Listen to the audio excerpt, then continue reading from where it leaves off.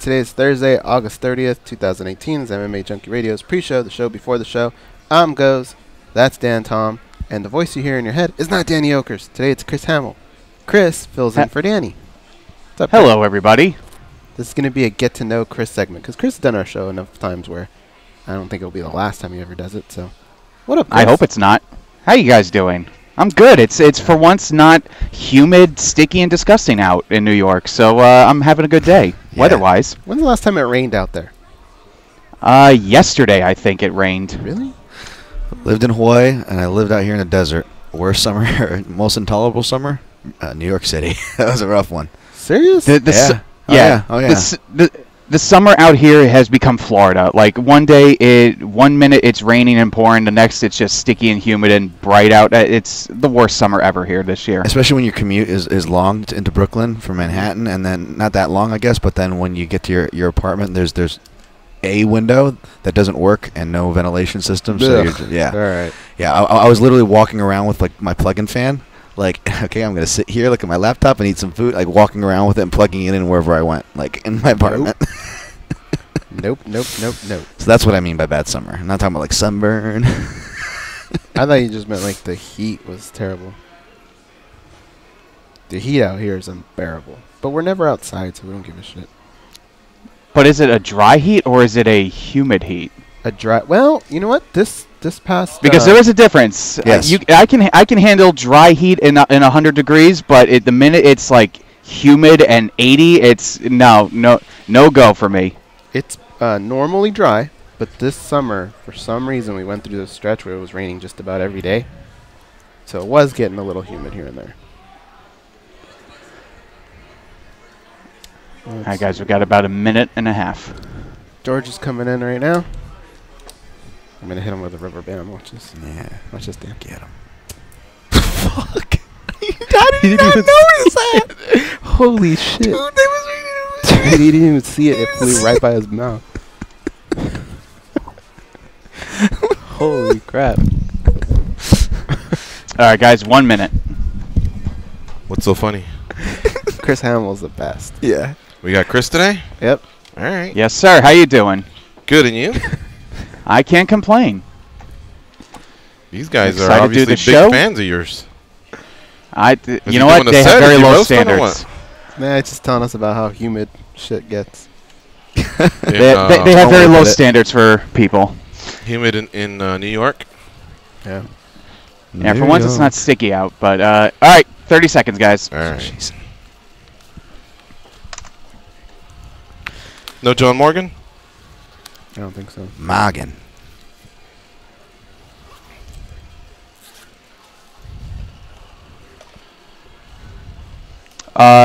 Before we get the guests on, just text me just send me their number in the Facebook chat. You have OSP. I gave him the other one, and he has Rick Mueheisen. Cool. All right, guys, here we go. He didn't even wish us a good show.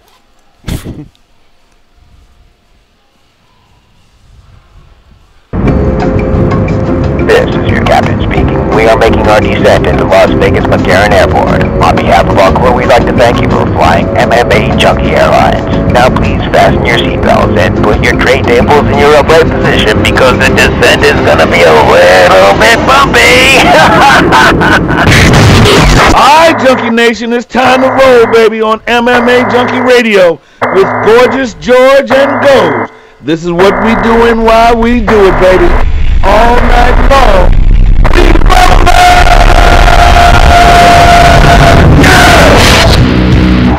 The MMA Junkie Radio revolution is upon us. Can you dig it? There's no escape.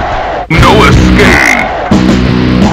Through the vast frontier of cyberspace and through a sea of stars in outer space. One small step for man, one giant leap for mankind. We've solidified our combat communication stranglehold. With the use of MMA Junkie Radio and SiriusXM satellite radio technology. MMA Junkie Radio. Commence transmission.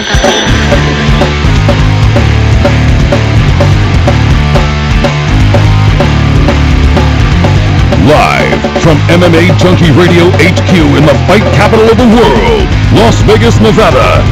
Here are your hosts, Gorgeous George and Goes. From the fight capital of the world, inside the beautiful Mandalay Bay Racing Sportsbook, you are listening to the MMA Junkie Radio Show, the only show that matters. I'm your host, Gorgeous George. With me, as always, is the devious and dastardly Goes, Ari's co-host. To my left, it's the fight analyst, Dan Tom. Producing today, instead of Danny Olkers, is Chris Hamill. What's up, guys? I have a suggestion. It's the beautiful Mandalay Bay Racing Sportsbook. Yeah, but it just got more beautiful, didn't it? It did, right? So it needs to be something else now, I think. We'll think of something. All right. Yeah. Junkie Nation, feel free to chime in. The stunning? Huh? The stunning? The stunning. Remember the gorgeous. Gorgeous, yeah. Ooh, Mandalay Bay Racing Sportsbook.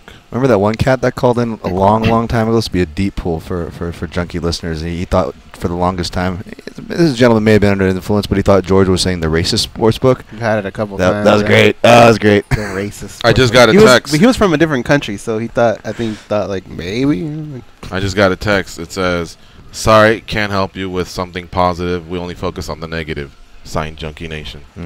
Oh, okay. Well, we'll have to think of a name. Gorgeous or magnificent or stunning. I like it.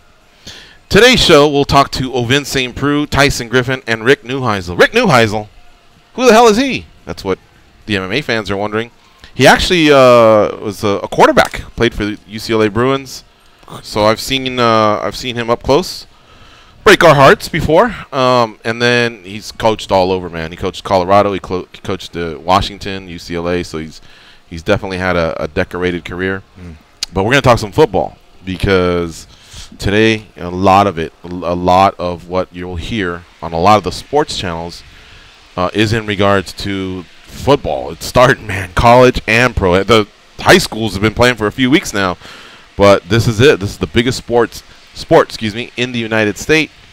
And it's almost like three sports if you think about it: high school, college, because they're, it's a Friday night, Saturday night, Sunday night thing with some overlap. I get it. It's a little bit of a different game. It's just a monster. Excuse me. It's a little bit of a different game too, rules-wise. Oh, for sure. Yeah, a little bit. Things that you can get away with in high school, like if you have a stud running quarterback, sometimes you just can't stop the guy. And in college, they may put a little bit of a halt to a guy like that, because the players are just better and faster and stronger, and in the pros, as you see, there's not too many running quarterbacks. They're around for 1 year, like RG3. Exactly. Yeah, you have to stop it at some point.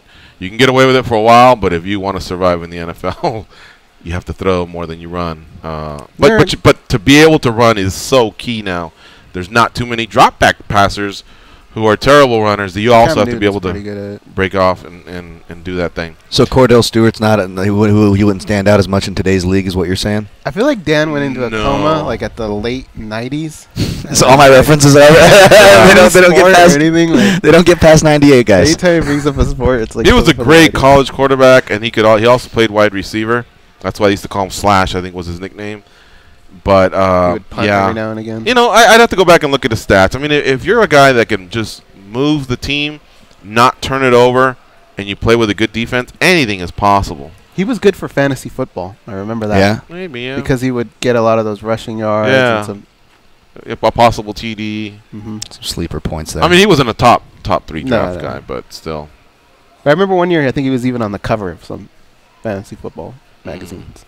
And if we haven't plugged it enough, by the way, Mandalay Bay Racing Sportsbook, our home for the last 9.5 years, they did a little bit of a facelift, and they have 3 massive screens, and then they have a bunch, what's that, about 10 below that, that are all brand new, HD quality, and the massive screens can be split into 4.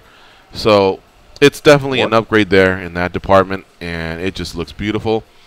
They did take away some of the territories for the actual odds that we tend to rubberneck and check out from time to time, coming in handy. So we'll have to maybe pull some more of those sheets. And those do rotate, but still, in the end, you just want to watch the sports. You can definitely go up there and ask for odds or get the sheets and have them in front of you. Or look at your phone. As long as you're not standing in line, you can be looking at your phone or your iPad and at least know what ballpark you're looking at, minus a point or half point or two.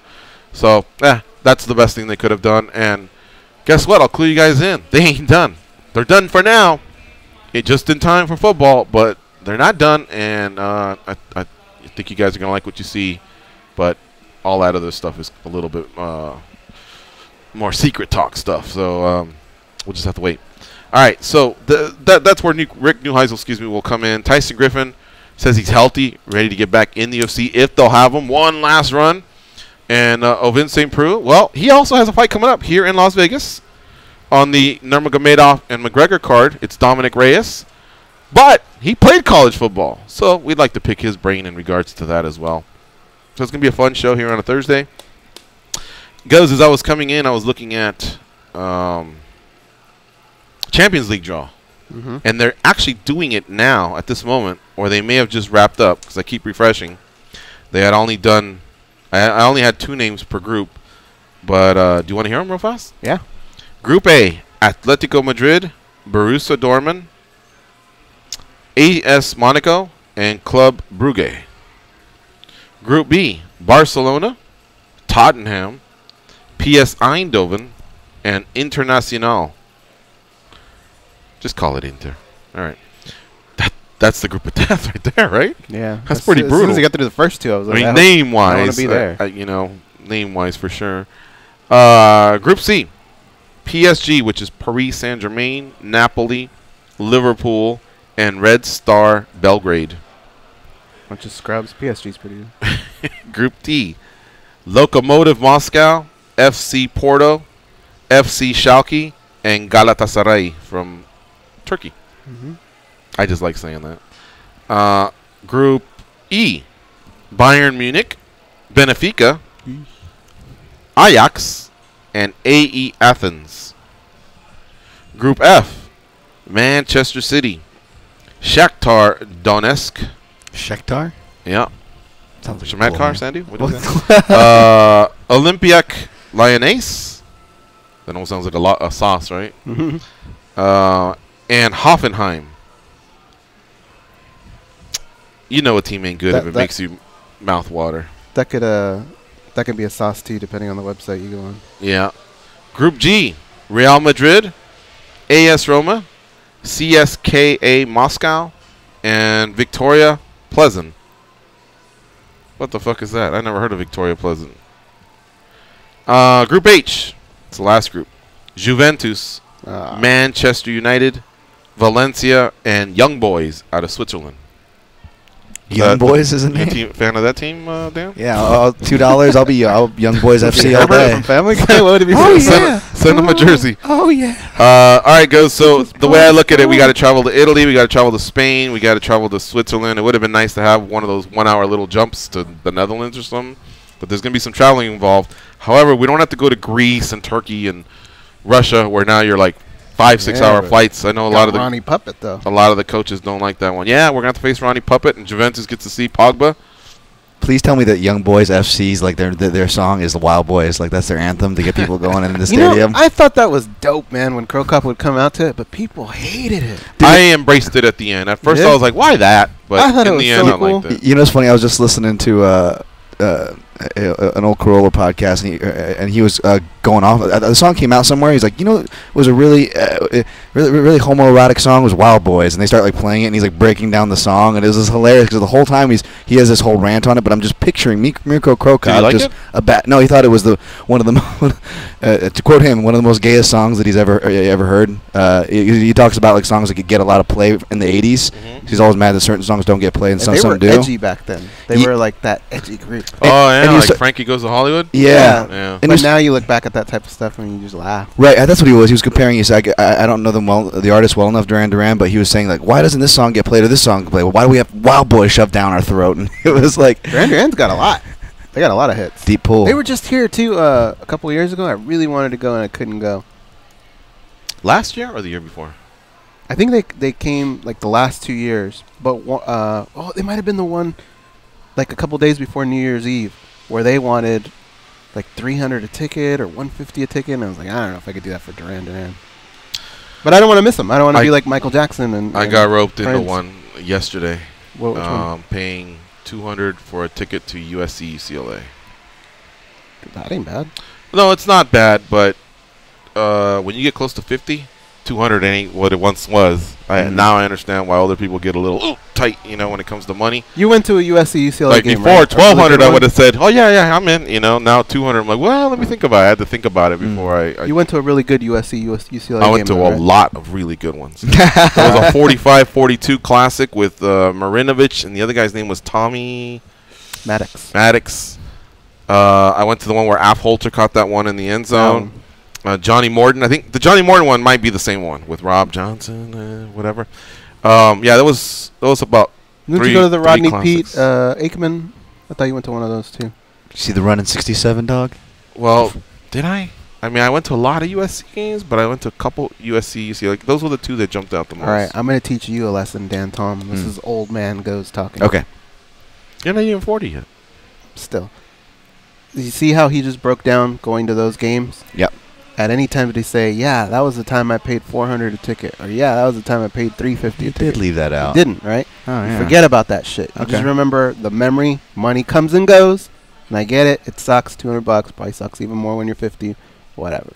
But 10 years from now, you're gonna forget about that. That's what I said when I bought. With the memory, sometimes you just gotta pull that trigger, people. That's what I said when I bought my ticket to UFC 223. You know what's funny though? For you guys give me crap for not liking football. I will say that you guys saw that OJ the documentary, not the one with Cuba Gooding Jr., but like the actual documentary, the long one. No, it was I like missed 4 that parts. My favorite part of it was the USC footage when they're just showing the run in '67 and OJ's like footage from then, like just and he cuts across the field. It was glorious. I love archival footage and stuff like that, and I really appreciate it. Even as like a non-football head or anything, it was really awesome to see. He was one of my favorite players, man. I get my haircut at the same place he does, and there's been times where he's been there. I can't wait till you see him again. Really? Yeah. So you're waiting there while he's there? Yeah, I have a picture on. See, oh, the girl that cuts his hair cuts my hair, and she got into it with some other of the stylists because they tried to take him because she was busy, and he was like, I'll wait, and they were like, no, just come in, Juice, sit down. They were all fighting over it. Wow. So then when she was cutting my hair, she was kind of like going at it with the other ones, like, I saw what you did. It was pretty funny. Really? Yeah. Huh. The juice, man. The juice. He was still getting hit up a lot too in that place as he was walking on, but he was like for selfies and shit. Yeah, but people sliding taking numbers pictures with him. Hey, I want to go through this whole thing that happened with Cerrone in the Jackson-Wink camp. For some reason, I can find what Cerrone says. It's in the same article. Oh, okay. Go down and you'll have Winklejohn. Yeah. Okay, there you go. Yeah, they would attach it. That seemed to be the big news yesterday. I mean, there's a few other things here. We had Kevin Lee in studio. He's chimed in on a few topics, or did, and we've recapped those. He wants Gagey over Iaquinta at this point. Liddell Ortiz is set.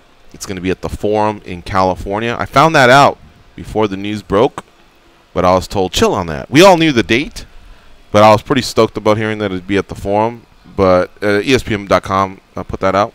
That's the stylist? Yeah. Okay. It's the juice. Yeah. Well, yeah. I know who he is. By the way, that card is going to have more MMA fights. I thought it was going to be like hybrid or something like that, but it's going to have MMA fights on it, and it's going to be a full card. And De La Hoya saying, he's in the business. We'll see how long that lasts. If he does it right, maybe it could be lucrative, but so many have struck out, and I don't want to, I don't want to wish them not well, but still, it's a tough road. But and then Theodorou, it was covered yesterday with Anders. We had an interview with Eric Anders. Theodorou and Shoeface have been sent to Toronto. So the injury Shoeface suffered isn't enough to hold him out for an extended period of time. Toronto now has about 4 fights. If you go to MMAjunkie.com/rumors, just scroll to the bottom of the UFC 231. You'll see Holloway and Ortega, a few other fights, but I know one of them's Theodorou and Shoeface. And from what we've heard, they got some doozies coming, right, guys? In Toronto? Yeah. Sounds like it's going to work out pretty well for them. Galley, well, not Mike Bond. He'll get a credential. But Galley and our other friends in Toronto, I'd go out and get the ticket. I'll tell you that much. Am I an asshole for just stopping there? Yeah, okay. But we have to be respectful of what we're hearing. And at least telling you that, I think, is kind of a hint. You won't be disappointed. But back to Cerrone. He was on the Joe Rogan Experience, and he called Jackson-Wink a puppy mill, that gym. more of his vitriol, I guess, was towards Mike Winkeljohn, the lesser-known half of the Jackson-Wink team, because for a while it was Jackson's MMA and Jackson's. Where are you training? Jackson's. You'd always hear that. But Jackson said, look, man, this guy's my partner, and we've built this together. And so that's why in the last few years you hear more Jackson-Wink MMA or whatever. But most of it had to do with Jackson-Wink and Mike Perry, the Mike Perry booking. Mike Perry's now training at Jackson-Wink, and Winkeljohn will be cornering Mike Perry. Donald Cerrone won't have anybody from that team. I mean, Greg Jackson has offered to come out to his ranch and train him and, you know, get through this. And just like other teams, when there is a fight booking that involves both fighters, you separate, you know, you figure out the coaches. Usually, hey, I've been working with this guy or whatever. I think Perry on our team told us Frank Lester's been his guy. Wink, we know, is another one. So that's two. I'm sure there'll maybe be a third. In the past, Brandon Gibson was with Cerrone, although I believe they're not working together. So whatever team they were going to put together, my man, the black kid, the wrestler from Jackson-Wink. Yeah. Remember his brother used to fight in Bellator? He's Jahari. The wrestling coach? Yeah, what's his last name? Yeah, I'm not. They're real tight. Him and Cerrone are real tight. He's been his wrestling coach. So Cerrone's kind of had his guys. I think he's still with him. He almost took offense. Did you notice that Greg would go to the ranch and all that? Like, he was almost offended by that. Who? Cerrone. Yeah, I was listening to. Yeah, I didn't get that part. It seems like he's trying to repair it or keep it going. Yeah, I was listening to the podcast. I read the article on Junkie and then Steven's revision last night. And then I was listening to the podcast this morning. Almost done with it, but it essentially just felt like Greg was more his guy. And even when he was not having a strong presence, he's at the ranch more than at Jackson's, or he said he would still always cut Greg a check out of loyalty. That's where his loyalty was, not toward Mike Winkeljohn. Obviously, again, kind of more targeted Mike Winkeljohn, because that, I guess, one's his guy, one's not. And that's why he was so hurt. I think we've all had somebody who we look up to. So you show you that coach-fighter relationship is so delicate, right? And if you feel betrayed, we saw with the Rashad and John Jones, right? Especially, this isn't new. This sadly isn't new news. So I can understand with trying to not being excited to handle that, or putting gloves on to handle it if you're Winkeljohn or Jackson. It's not easy, no matter what you're going to do, right? But I could also see why Cerrone would take offense, because instead of hey, why don't you stand up for me? Why can't I come here? Or you put your foot down. It was I didn't think of that that way. Well, we're gonna work around Mike Winkeljohn, and we're gonna work around new guy Mike Perry instead of loyal guy Donald Cerrone. Now But I will say this: it came out in Mike Winkeljohn's retort. Yes. And from what I've heard, Cerrone doesn't go there a lot. A lot of his camp is elsewhere anyway. So I think Jackson was saying, look, this is the easiest thing. It has nothing to do with what you may see or what others may see, or any new bonds that Perry has created. You just don't really come here that often. You've created this gym. A lot of fighters have gone that way. So I after looking at both, and usually happens, and it may not be a popular opinion, but from conversations I have with coaches and fighters, coaches usually have the more stable and rational minds, right, in terms of like what's right. No, I'm not saying 100% I always agree with them, or that I've always had sided with them. Just personally, to me, nothing publicly, but I've noticed that they usually have the more rational minds, the bigger scope of what is right and what is wrong. So. It doesn't look like he'll have anybody, and he's probably just going to leave the gym altogether. But he's still going to do his BMF Ranch training camp with his guys that train with him. Well, I believe he's been out here at Syndicate. Has he? For a minute? Yeah. Okay. He's been doing. I don't know about permanent stay, but I know he's been working with John Wood and seen him around at Syndicate, as far as floating around social media. But yeah, you're like what you were saying. I was about to say, it's a two-way street. There's two sides of the story. And whether or not you want to and it's not our place to, by the way, but it's your choice whether or not you want to dive all in on the narrative of one guy's story or the other. I think that there's a lot of truths in both, you know. And it's just how you interpret it. It is a selfish sport. I could see, you know, Cowboy being, being selfish and having to be in it, being just. But then there's the take where, whether it's from Winklejohn or Diego Sanchez, who also spoke out saying, hey, he never, not only was around, he never helped with a camp, he never did this, he never did. Him, Sanchez, and Winklejohn seem to harbor feelings, and now they came out. Kind of like, okay, you want to go public? Yeah. Then this is what we got to say that we've been holding on to for a while. Cerrone says, Winklejohn called me and says, you know what? I thought about it, and if we don't have Perry, then I don't get paid, and I need to get paid for this. Basically tells me I'm no longer welcome in the gym. Cerrone said that. Winklejohn says, I haven't even worked with Cerrone since 2010, but,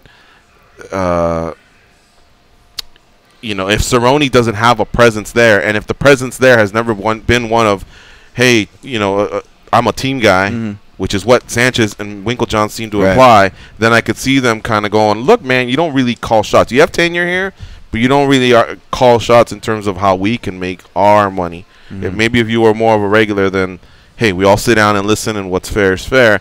But that's what it sounds like to me coming from the other end, from Diego Sanchez and Cowboy Cerrone. I normally don't like when other fighters chime in on, you know, right now it just seems like it was a Cerrone, Winklejohn thing. Right. Greg Jackson a little bit here on the side. I usually don't like it when other fighters start to come in because I think that's where that starts to create even more of a divide. But I kind of give Diego his props because we all knew him as that young guy on The Ultimate Fighter, but he's a veteran, like a really established veteran, a guy that's been there a long time, and for him to kind of step up for his coaches and put himself out there like that for his team, I thought was pretty noble. He actually said two things on Instagram. He said, what if he was talking about your brother, your wrestling coach? How would you respond? Because Cerrone also blasted pretty damning the stuff. The wrestling coach, Chad Smith, I believe his name was, saying, hey, he doesn't really know his stuff. He's learned off YouTube, blah, blah, blah. And I think that's why Sanchez was pushed to respond, because he wanted to defend his guy. So he says, how would you respond? By the way, this is all BS, and my coach, at Chad Inspire MMA, is so legit that's why I chose him to corner me and be one of the ones that leads me in the battle where my life is on the line. At Cowboy Cerrone, you're not my homie anymore, and if someone was trashing, it's Veneer. Remember Kerry Veneer? His brother's Jafari Veneer, who we've met here in the studio. The Veneer brother's really cool, and he's been with Cowboy for a long time. You always see him in any Cowboy embeddeds. Yeah. So that's why he says, and if someone was trashing at Super D Wrestling, which is Jafari Veneer's tag on username on Instagram, he says publicly like this, you wouldn't have it. And I think that's why he decided to butt himself, you know, put his nose into it. But interesting stuff, man. If you just start off with the first article, you'll see all of what Cerrone said, and then Mike Bond and Steven Morocco, I believe, were the ones that kind of put it together with talking to Winklejohn, and then eventually with seeing what Sanchez had to say. Right, and I'm not a fan of the drama stuff. In fact, if anything, my sympathies here are toward the coaches and the fighters that are just the day-to-day guys there that have to deal with this, you know what I'm saying? Because it is going to force some type of change or addressing. That's the problem with this, is you can't, even if things, let's say Cowboy is totally blowing out of proportion and Jackson-Wink is doing great, everybody, morale's great there. When something like this happens and it's brought to the forefront by big figures like this or on a Joe Rogan, now you kind of have to address things. So hopefully whatever's going on there, it maybe helps it, you know, for the better, because now people are coming out, not of the woodworks in a bad way, but you're just seeing a lot of this stuff online where, again, I'm not too much into the drama, but the numbers and the analysis are kind of telling, where now they're posting, you know, the win records of the gym recently, what it was, or even like taking like Winklejohn citing, well, why we have this guy, well, these are some pretty tough puppies, and then, you know, like taking home and all these people that he named off and naming their records, and like it not looking as, you know, good, or like a lot of the criticisms Cerrone was saying, which I found more telling, saying, he's teaching the guys, you know, the same things or this or that. And even just, you know, and again, I'm not taking a side. I could care less. I hope they settle it. I wish the best for them. I really do. But yeah, you know, it is kind of weird when you see, like, you know, hey, I see these same combinations. Oh, these guys are doing the same things, or, you know, I'm hearing the same commands, ponies, and they're just kicking the knee. They're all doing the same move. And even, longtime people like Holly Holm going, admitting I was doing the same thing too much. That's why I was losing these fights. I had to change it up. And then we saw her change it up the last fight. She did great. Congrats to her. But it's just kind of weird, so I'm just saying that that Cowboy, he might be speaking heated, but then there were things that people are posting numbers at now. And I just feel bad for the gym at the end of the day because, it's going to affect that morale. So I'm hoping they can parlay this into a positive because it ain't pretty. We should take a break. I know our first guest is at 10:30 a.m. Pacific, so we got to get to him. We want to be respectful of his time. It's Tyson Griffin, so let's pay some bills. You're listening to MMA Junkie Radio on Fight Nation Channel 93. Stay close, and we'll be right back with Tyson Griffin.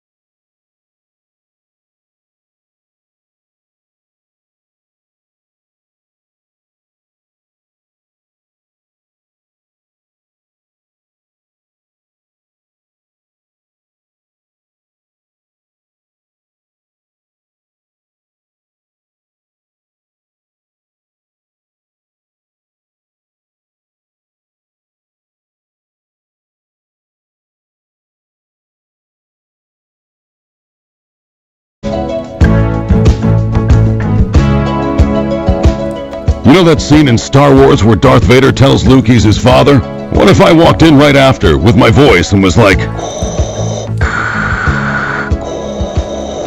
I'm your Uncle Walter. Can I get a lift home? That'd be crazy, right? Anyway, here George and goes. The college football season kicks off tonight with a full slate of games, including a Big Ten matchup just underway between Northwestern and Purdue. Get that game on ESPNU Radio, channel 84. Get your school's radio channel number and a link to listen sent right to your smart device. Just go to SiriusXM.com/sports today and click Add to My Calendar. All right, our next guest, Tyson Griffin. Follow him on Twitter at Tyson Griffin, just like his name. 17-8 overall is his record, and he recently came back to the game with a win over Jordan Bailey. Now, recent as in a few weeks ago, but because we're on vacation, we're just catching up to him now. Definitely good to see him back in the game and getting his hand raised. He was a beast back in the day, and I think he's ready to be a beast again. Let's bring him on. What's up, Tyson Griffin? How you doing? I'm doing pretty good. How you guys doing? Good, man. Welcome back to MMA Junkie Radio. You're on with George and Goes, and we also have our fight analyst, Dan Tom, here with us. Congrats on your win, man, earlier this month. Thank you very much. Definitely nice to get back out and get a W. First win in a few years. 4 years later, you were healthy enough to get through a camp and through a fight. But you started in this game so early that at 34, it sounds like there's still gas left in the tank.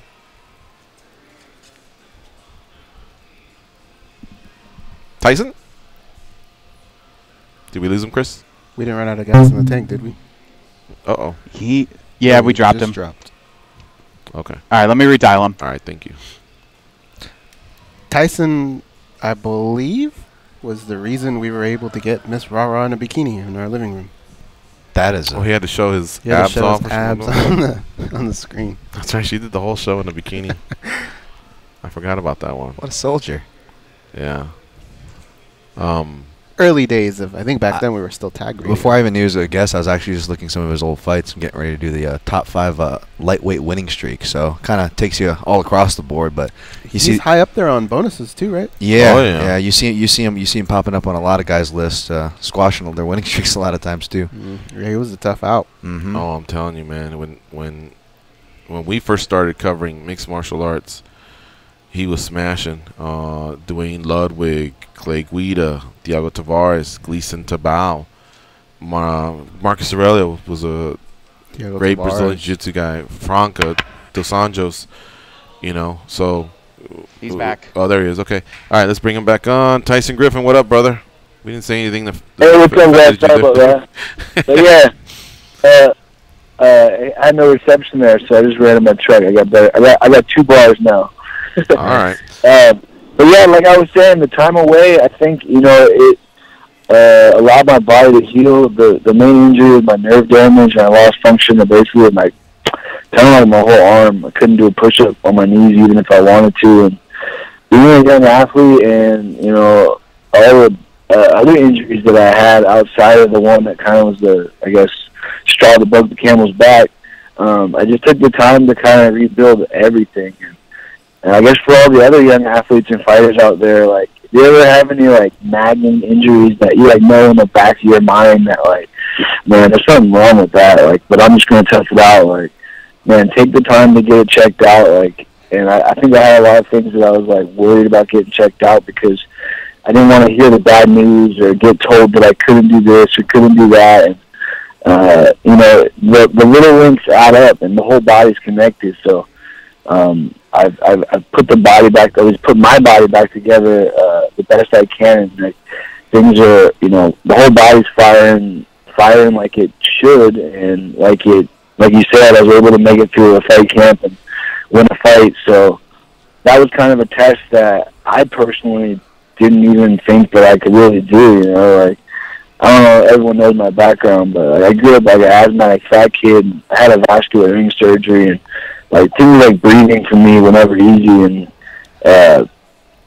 just being able to overcome a lot of the hurdles, like, and then being a fighter in the first place was like, amazing, and made me super confident, and then the nerve damage just fucking, belittled me and humbled me and just broke me down to the ground again. And so it's been a long road building myself back up, but yeah, there's, a lot of fire in the gas tank still, and I didn't really know it then, but I was using MMA as a form of therapy. I was a young fighter, and the sport being the way it was, everybody wants to kind of, I don't want to say take advantage, but they want to, maximize their potential too with the, the talented athletes and put their opinion on it and all that stuff. So I think listening to other people's opinions, drove me sort of, had me training too hard maybe. So now I'm a little wiser and got experience. Now I can, take another run at it with a different perspective and train a lot smarter. And, I've been in so many gym wars outside of the fights that I've actually been in. So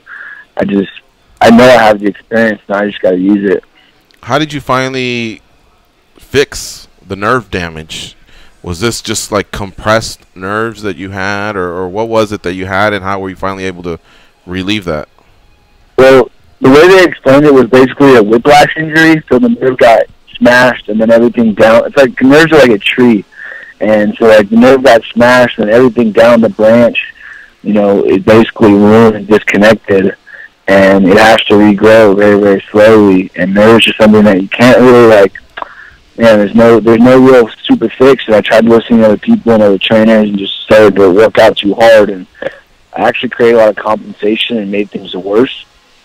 So what I really had to do was, again, just listen to my body, tap into, one of the craziest things was diet. As far as like really healing and allowing the body to be better and do its thing, because the body's an amazing machine. It'll heal on its own, like without taking PEDs, which I had a lot of people try to recommend to me. Without taking those, even, like, the body's an amazing machine if you just don't put shit in it. But there's just so much toxic stuff in the processed foods out there, and that, so going, like, basically completely organic diet and, limiting how much meat I eat and things like that is what really allowed my body to heal the most. Getting more sleep and things that, like, you always get told is the right thing to do, but, we get marketed and sold that there's a faster way. And yeah, it was just getting back to the simple way, man. Just living my life healthy and natural and not polluting, not only my body but my mind. And, the whole nervous system is all connected. So if you're stressed out, then the nerves aren't going to heal and things like that. So yeah, I can't really say it was one thing. It was just a combination of everything, like a holistic approach. Oh, okay. Versus like trying to find that magic button and find that like easy button. And I mean, cannabis is a huge one too, because there's more information from THC. Tyson, you're breaking up a little. Let's get those 2 bars back. The effect that stuff has on muscle spasms, and that was what I was dealing with the nerve damage when I was coming back. It was like all the muscles are basically like a 12-year-old. And, I mean, I shouldn't say 12-year-old these days. 12-year-olds these days are crazy shape, but the muscles were super weak. And so they were just trying to figure out how to get into recovery, just working out, massaging all the time. And, like I said, diet, so just everything. All right. Tyson Griffin's our guest here on MMA Junkie Radio, former UFC veteran. Just got a win a few weeks ago. It was August 4th, to be exact. After 4 years, he came back and fought, got through the fight camp, got his hand raised. And we want to hear about the future plans that he has, because he's still 34 years young. What do you have for Tyson Griffin? Tyson, when I think about you and your career, I always think the UFC is like home for you. You spend a lot of time there. And I've always thought you coming back there is kind of an easy sell, because you got a lot of wins, but even in your losses, you were always very entertaining. And we can just look at your record for fight bonuses to prove that. So I would imagine if you came to them, it wouldn't really take much. I feel like just you saying, hey, I'm healthy and I'm hungry should warrant this opportunity. Now, there's a lot of different ways to get it these days. One avenue would be like the Contender Series. Is that something that you would be open to, or do you feel like you're past something like that? Well, at this point in my career, I don't really want to fight for free, and I don't know how the Contender Series works, but I imagine they don't pay them. I've actually already texted with Sean Shelby, and they just want to see me get some wins and get a win streak going, and they don't want to invest in something that they don't see something coming back. And as far as I also know, with USADA being involved now, that they've got to, because I've got to be tested for 4 months prior to a competition, and that USADA testing comes out of the UFC's pocket. You tell them, hey, I'm healthy and I want to fight, isn't enough for USADA to start testing me and potentially put together my worth and my value as a high level mixed martial artist. And that's what I was trying to do with my last fight in Jordan Bailey, who's a young up and coming guy.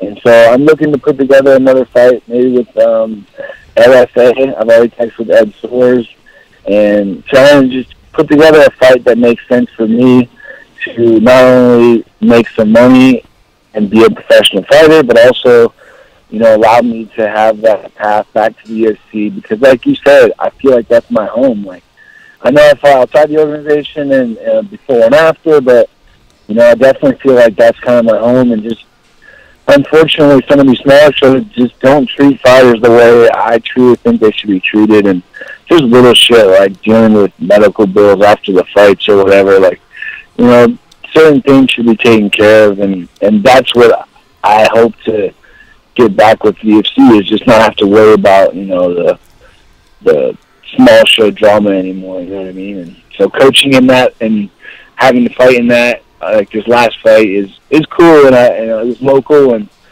is what it is. But yeah, I see myself getting back to the UFC, and I don't know exactly what's next, but I know my next fight probably will not be in the UFC.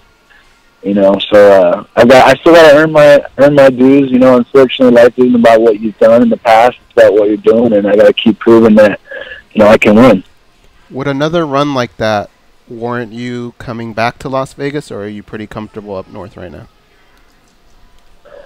As far as living there, I don't think I'll ever live in Las Vegas again. I moved there for training, and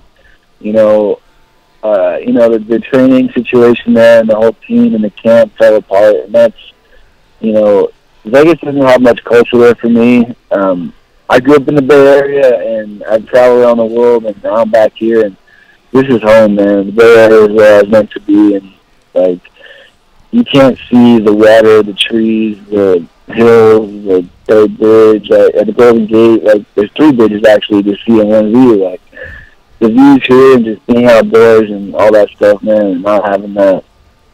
I don't know. It's just, this is home. So I don't see myself moving anywhere. I just see myself being here. And I've got, I made pretty good friends during my time in the fight game. And I can train at AKA, and I'll probably spend some time there when I need to push myself harder. And, I've got a relationship with this gym Guardian in Oakland that's doing amazing things. I've got my gym in Albany here that's got mat space and cages that I can work with, and I know enough to put the camps together and do what I got to do.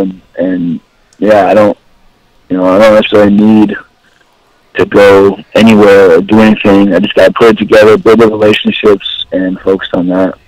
All right, Dan Tom, what do you have for Tyson Griffin? Hey, Tyson. You were mentioning Vegas for a second there, and I was just a sideline scrub, if you will, back at Extreme Couture, maybe 07-ish. But some of the best things I ever got to watch was watching when it was just the one room, and watching you versus Gray, and then you versus Evan, and then and just watching these rounds of just amazing guys go at it. But I guess I gotta ask you though. As far as getting back to the UFC and whatnot, we're seeing a trend right now in the UFC. Whether it's guys that are trying to get fights that they feel they're not getting that are in the UFC, or guys outside of the UFC, that they're able to get these fights by staying ready and jumping in on short notice. Obviously, you're up in NorCal. That's it's a prime market. You got Pacific Northwest to your right. You got SoCal right down below you. Even Vegas is not too much of a trek to take a fight. I got to imagine a guy with your name and stature, man. I got to imagine you have a nice spot in line if you were to throw your name in a proverbial hat. No. Yeah, I mean, I understand what you're saying 100%. That was, something that I was looking at But again, with USADA testing involved, being a former UFC athlete, I've got to be on the testing protocol for 4 months. So that doesn't necessarily fly. They can't just throw me in there last minute. And I'm sure they could if I was a Brock Lesnar or a John Jones. But unfortunately, I don't draw and warrant that same type of income if they put me on the card. And that's just being a professional and, like, understanding the business side of this stuff, to be honest, man. Like, yeah, I can be angry young fighter and bitch and moan, but I'm not a young, stupid fighter anymore, man. I'm like I guess I started out as a fighter in this thing, and, like, I probably even said I was an angry fighter at one time, but, I truly turned into a martial artist and got humbled by my injuries and everything I've been through, so... it is what it is. I'm just grateful that I even have the opportunity to do it again. The UFC's still around. Shit, I know when they're, up for sale and trying to get rid of it before I moved to Vegas and before this Griffin Sterling Bonner fight happened. To me, it seems like just yesterday, but it's crazy how far the sport's gone. And, yeah, people are just jumping on short notice now, where as back in the day, we didn't, pulling out of a fight. What the fuck are you talking about? We might not fight again for 6 months. There's not another card. We can't pull out. And so I think the whole landscape has definitely changed, and it just is what it is. So. And last thing for me, and kind of a follow-up, just to remind people what you did. Before we even had you on a guest, Tyson, I was actually just looking at your record because I'm doing a little project for lightweight winning streaks, lightweight fighters with winning streaks. And here's Tyson Griffin's. Before he even got to a major organization like Strikeforce, he started off his career 6-0, which included a win over Uriah Faber, one of the only guys to beat him for a long time. Then beats Dwayne Ludwig by strikes in Strikeforce. David Lee in his UFC debut. One of the fights of the year that could have gone his way against Frankie Edgar. Bounces back, gets wins over Clay Guida, Thiago Tavares, who are still doing their thing. Gleason Tebow, one of the most winning fighters and lightweights in UFC history. Marcus Aurelio, who of course mixed it up with Gomi back in the Pride days. And in a fight with Sean Shirk, another one. Again, I don't think people would have been mad if that one went the other way. Follows up beating 2 other former champions, or future champion Rafael Dos Anjos, and then a former champion in Hermes Franca. That is an insane run. Yeah. And just to hear that you were, and again, you're not one to make excuses, Tyson, but, the injuries you were battling before and during and post, that's just amazing, man.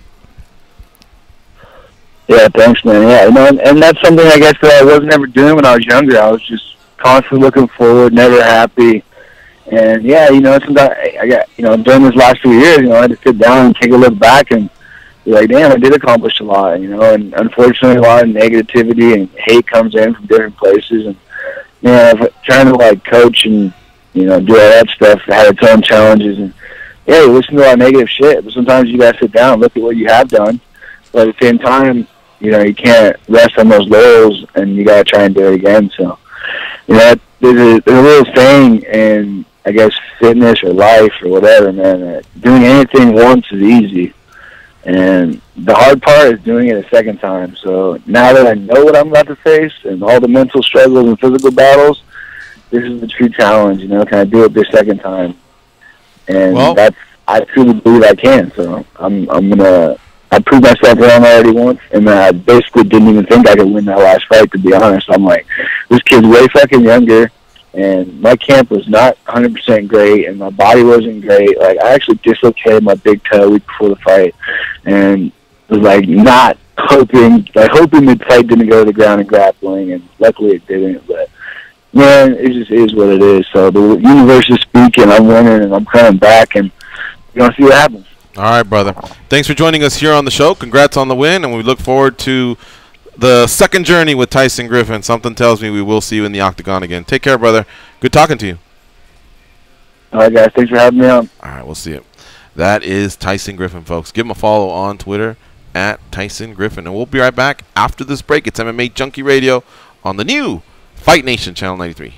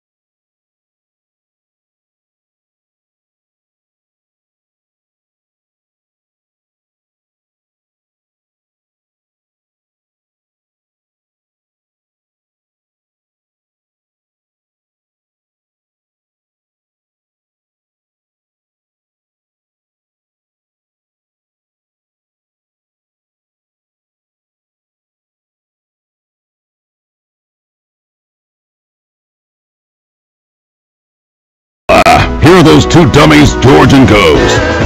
All right, we got a few minutes here before the top of the hour. And remember, in the top of the hour, or excuse me, in the second hour, we'll be talking to Rick Neuheisel and Ovince Saint Preux.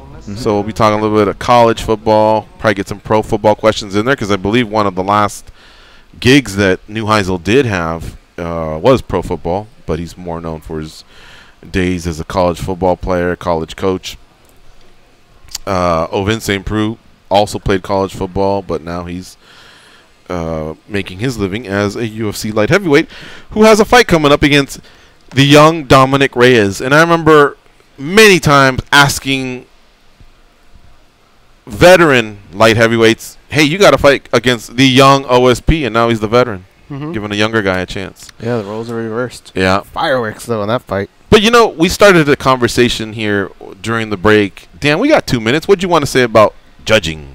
I was just saying. Or was that an off-the-record thing? No, I'm with you. I was parlaying, in fact, to our interview that that y'all just heard with Tyson Griffin, and you know, we were talking about judging, and yeah, I agree with you. There's no perfect thing. They're never going to solve it. There's fights that you can make a case for both sides. You brought up a good one, Feely versus Johnson, right? Recent one.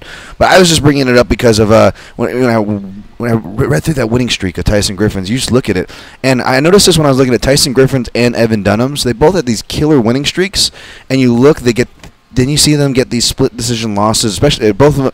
You know, like that one to Shirk was pretty. I remember being pretty bad at the time. That the Dunham versus Shirk was more arguable. It was a competitive fight, a close fight between Griffin versus Shirk. You know what I'm saying? But like you look at these like split decisions that go one way or another, and then the guy never gets that momentum again. And part of you thinks like, oh man, if he was maybe one win away from a title shot because he had this momentum, and you think of the stuff that could have came with it, and maybe that unspoken momentum that may have affected the streak, because that's no winning streak to scoff at with only two split decision losses sprinkled in there. That stretch for Tyson Griffin that I laid out. Where did you get the 6-fight winning streak he had to start off? It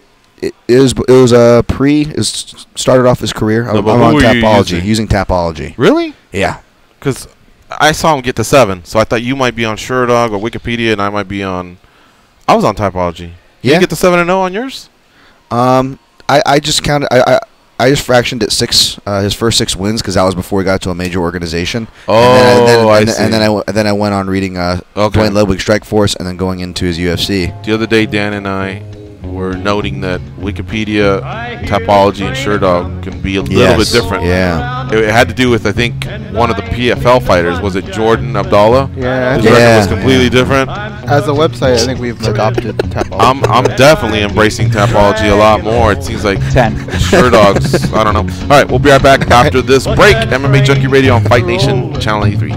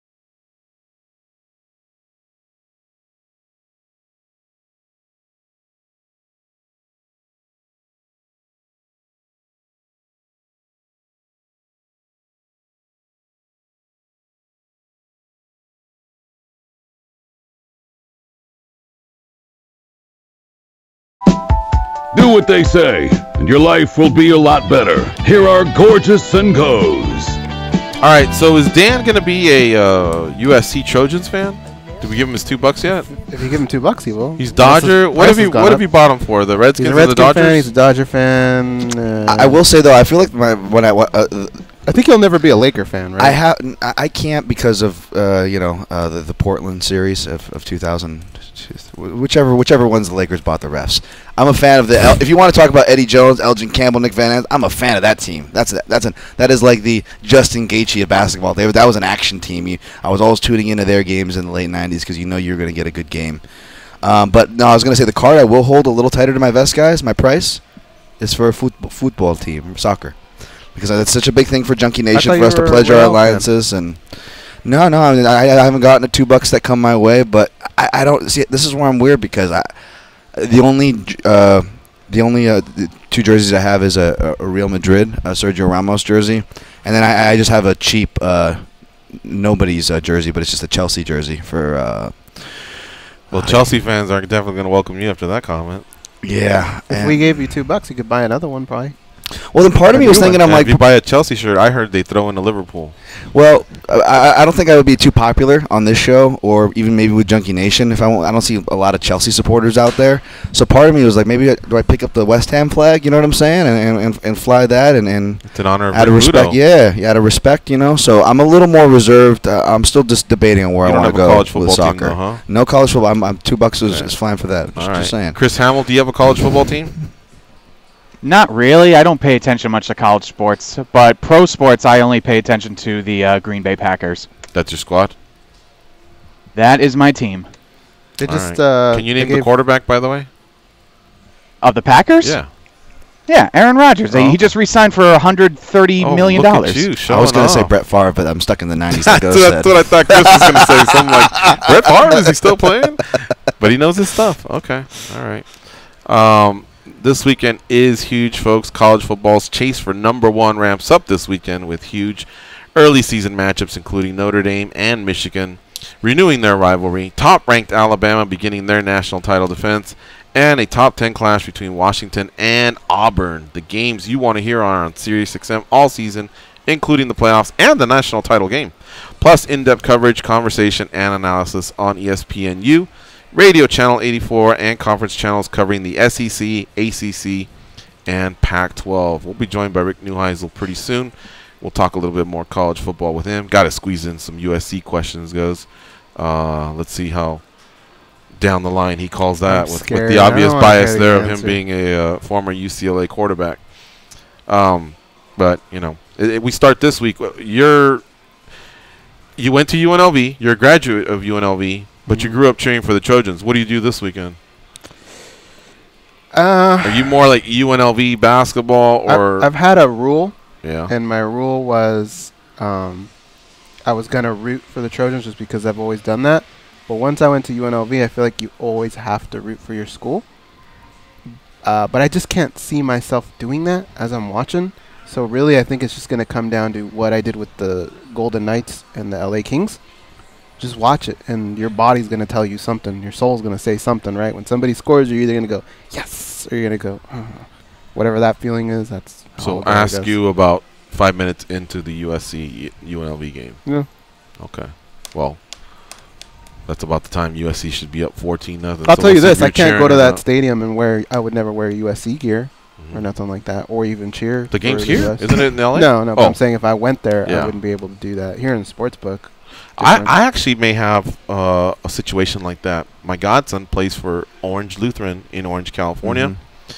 And the last game of the year will be against Mater Dei.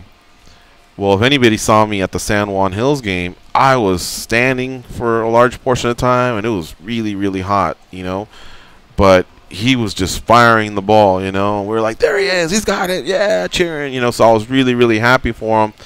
Seeing him out there doing his thing, all the way since Little Mighty Mites, where they're just running around like roaches, running into each other, to all of a sudden seeing now huddles and him getting, the call from the sidelines and hand signals and audibles, and it's really, really cool. But the last game of the season, they will play Mater Dei, and I think I already know how I'm going to lean. For one, I will start off on the Olu side, and I have a feeling that no matter what, that's the side I have to cheer for because I love that kid and I want to see him do well. It's just that he happens to go against the team that I'm always talking about, where I went to high school, Monterey, and it's just luckily it's just a freshman game, so the next day when the varsity play, I'll be on the other side, and that'll be that. Oh, yeah, that's right. It's not varsity. No, it's not varsity. Would it matter for varsity? Because a loss in high school football kind of messes up your ranking. Mm-hmm. I don't know that you could. I would that's the tough on you a little bit if it were the varsity team. I don't know. I know where your heart is. Yeah. I just don't know that you would be able to do it. Okay, so without getting too complicated, if they were if Olu was 5-5 and Monterey was 10-0 going into the last game, then you're right. Losing that would hurt us in those national rankings. We're a national powerhouse. Right. We're not like a county team or nothing like that. Oh, of course, yeah. I wouldn't even watch it. So my personal feeling would be, hey, Logan, go out there and have a great game, and I just want to see a classic. His name Logan? His name's Logan, yeah. Oh, my nephew's name's Logan. He's getting into football, contact football. Sorry. Yeah, no, I don't even think I could watch his real name's Michael, but his middle name's Logan, but we all call him Logan. How do you cheer somebody to just squash? That's the thing. That's the thing. I wouldn't be able to watch. Well, here's what's going to happen. Modern Day is going to win. I can already picture George comforting Logan. Like, it's all right, man. You went out there, you played hard, but you played against Modern Day, the 5-time champions, the 24. These guys just listing off stats. Okay, I get it, George. He's all of a sudden taking his arm off Uncle George. Yeah, you're right. I do wind up saying stuff that I regret, but I don't know. But we're not there yet. That's still a few years away. Although I will say this, Logan's playing well as a freshman, and a freshman playing starting for his high school is not a rare occurrence. USC starting quarterback on Saturday started as a freshman at Monterey, so we've seen it. Todd Marinovich, the kid that had a bright future at one point as a high school player.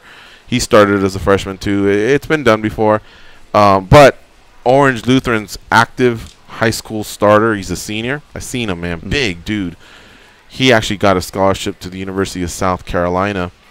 So that's a major program, and if you're getting a scholarship, then you can ball. So I doubt Logan could supplant him this season. Stranger things have happened, but Logan actually looks up to him as a mentor. So I think with that guy graduating, Logan could be starting next year. So I may have 3 years of that. Oh, wow. Of Olu versus Monterey. Anyway. All right. Did we finish our thoughts, by the way, on Winklejohn and Cerrone? I know we were up against the first break, but did you guys get out what you wanted to get out? And what do you think? What do you think's going to happen? I don't think that gets repaired. I really don't. Cerrone's just a very opinionated person. I don't really see him going, you know what, you're right. I think it seems like how you described, once certain lines were crossed, then other feelings came out that normally don't get out to people like us. And I think when that happens, there's just too many egos involved for things to get repaired that way. I'm thinking that more fighters might come out and stand up for the gym and the coaches. Oh, a lot of them sit back and wait to see how this plays out and then pick a side, right? Yeah. Like if you were to ask me, hey, 5 fighters are going to come out and say something, which way do you think they'll lean? I'd say probably 4 towards the gym and maybe 1 towards Cerrone.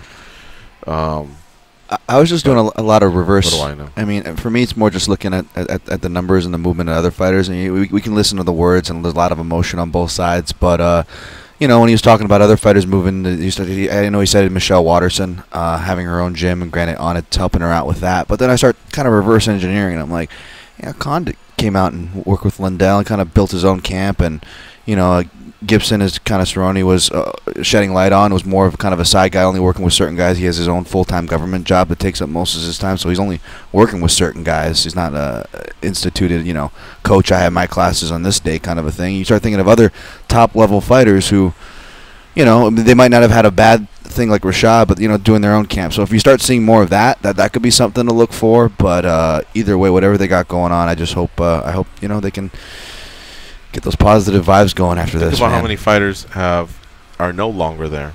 And I'm not saying this means anything, but Arlovsky left. Brian Stan left. David Branch. David Branch, yeah. Is that his name? About that. What's his name? No, not Branch. Derek Brunson. Oh, He's yeah. trained there before. This is more for family, so you want to be closer to North Carolina. But yeah, you're right. He Right. doesn't But you're go to talking those about, camps like, there anymore. Staples? Yeah, I'm Right. saying a Yeah, lot of guys Staples, that are there that yeah. either Leonard retired Garcia. or moved on. But they've gotten a few, like Holly Holm, Cup Well, Swanson. does some of Rashad them. left. Yeah, Cub Swanson's a back and forth guy. He's been more Californian as heavily over the years to where I haven't. Especially now with Don't even TJ. think But I've I seen him come remember out there quite recently. a few names. If you look back, like Andre Arlovsky was there for a while. Frank Mir went for 2 camps. You know, he's no think longer there. Overeem Travis went for a little Brown bit, wound up right? leaving. Overeem might still be there. Yeah? I think so. One other thing here, because I know we want to take maybe an early break, just so we don't, trip over each other with the final guest in the second hour. Brandon Davis steps in to face Zabit Magomed Sharapov.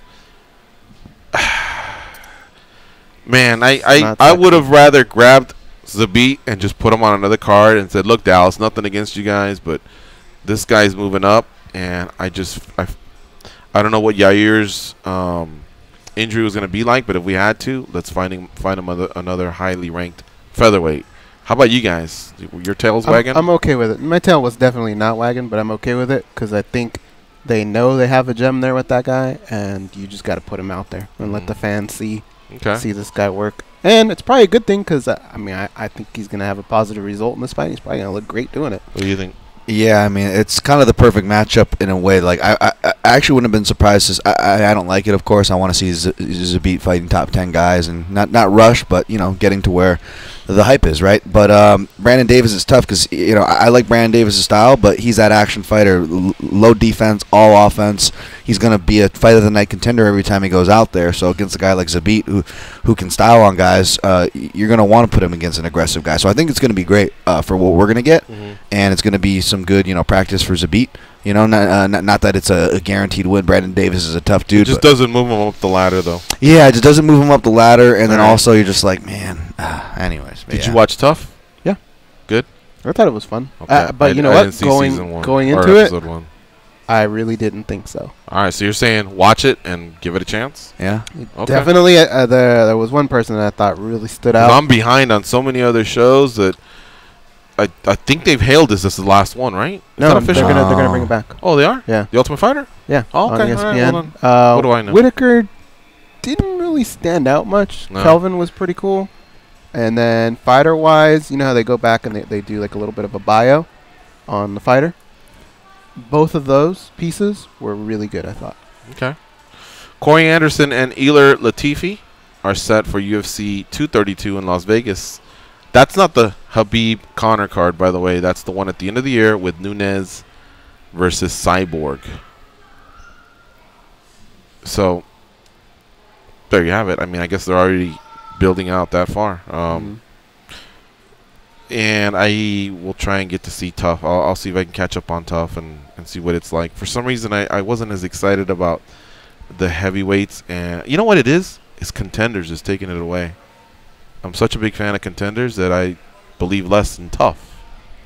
It's a lot of people. A lot of people on that boat. So it's like, you just got me for Contenders. Now you're asking me again while Netflix and HBO and Showtime are just releasing show after show and documentaries that you get.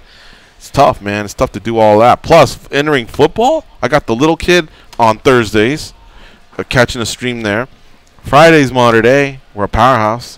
USC starting up on Saturday. I got Man U 2 times a week. And then the 49ers. You know, I mean, that... You have 2 high school teams? There's only so much of me. Well, no, Thursday I want to watch freshman Olu. Or 3, I guess, right? The Niners, Mater Day. Kevin from Chicago, make it a quick one, buddy. What's up? Kevin from Chicago, what's up? Let me get him. Oh, okay. What's up, Kevin?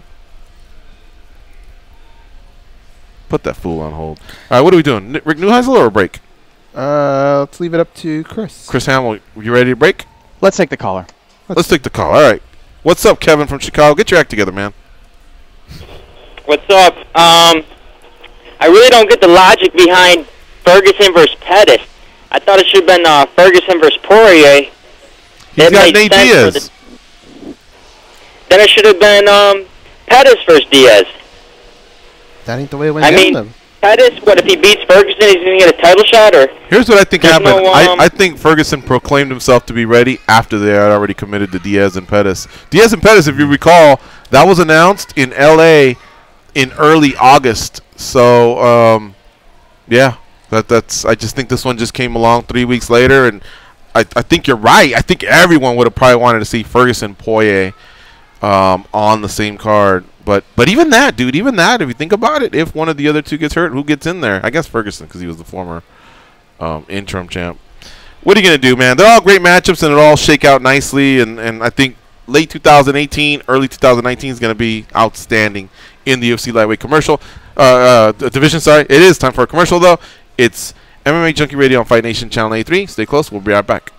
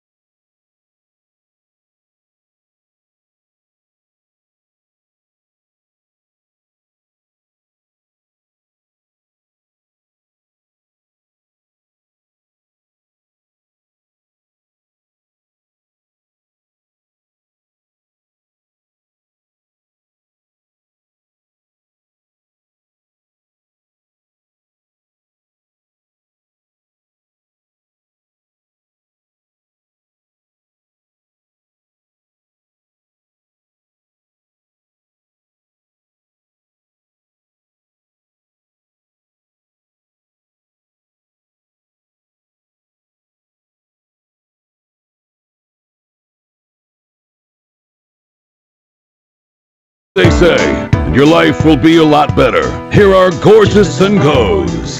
Phil Collins. Great choice, Chris. Was this Chris or somebody else? I like this. Yes, sir. And Phil, he sings and does the drums while he's singing. Talented individual.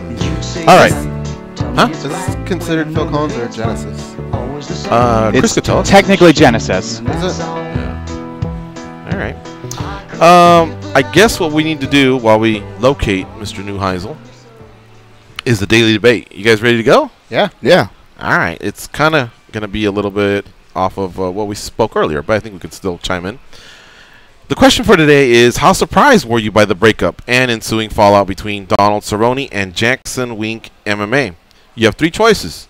Very surprised, not that surprised, or not surprised at all. Dan, Tom?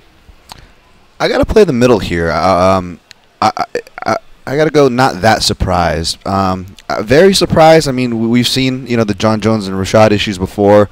Maybe reverse engineering in hindsight a bit. We have seen more and more high-level fighters split ways for one reason or another. Maybe decide to go this way or that way. But I'll go with I'll go with the middle one there. Mm-hmm. Goes? I'm going to go very surprised. I think I'm getting a foot cramp right now, dude. Very, very surprised. Oh, God, I can't even think. The pain is so bad. Stretch it. Stretch your foot. Are you all surprised that Gills is getting a foot cramp during the daily debate? Hard-hitting daily debate. So bad. Very, very surprised because he's been one of the staples out at Greg Jackson's, and to see him turn on that guy, on those guys, is very weird, and for them to do the same on him, oh my God, this pain is excruciating. Go, talk. Okay. All right, I'm going to say I'm with you, Dan. I'm not that surprised, and for two reasons. For one, these things happen in MMA. Right. It's been a while. I think the last time was Evans and Jones, and for you to have that many great fighters, I just believe that eventually athletes and coaches are going to clash. But that's the easy way out to just only go by that statistic. It's like saying, hey, I think there'll be a couple hurricanes in the Caribbean in the upcoming months. I mean, so what I want to add to it is Cowboy does seem like a little bit of a maverick, a road warrior. His coaches have been shifted around. Brandon Gibson won't be with him this time. We all noticed that Winklejohn hadn't been with him before. So he's got his own thing set up at the BMF Ranch. I guess at some point you had to believe something like this was possible. So not that surprised, I guess, basically describes my feelings. Very surprised just wouldn't be genuine with me because, again, Cowboy's personality. It seems like he has a very, very strong personality. What caught me off guard, though, was how hard Mike Winklejohn pushed back.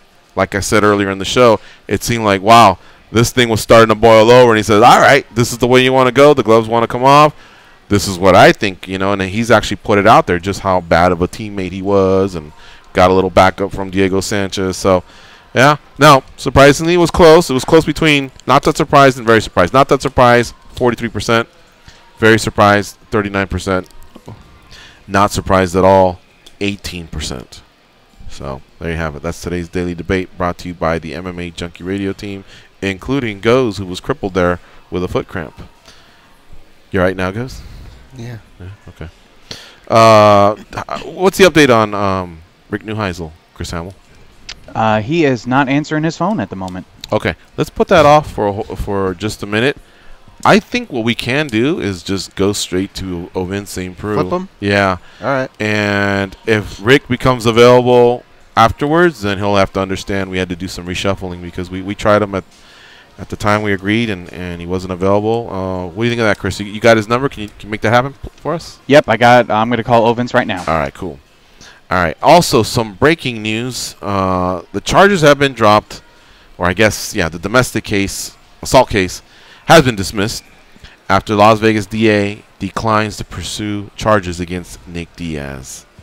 Clark County District Attorney's Office on Thursday declined to move forward on the multiple charges against the UFC fighter, prompting a judge to dismiss the case with prejudice, and that means the charges can't be refiled at a later date.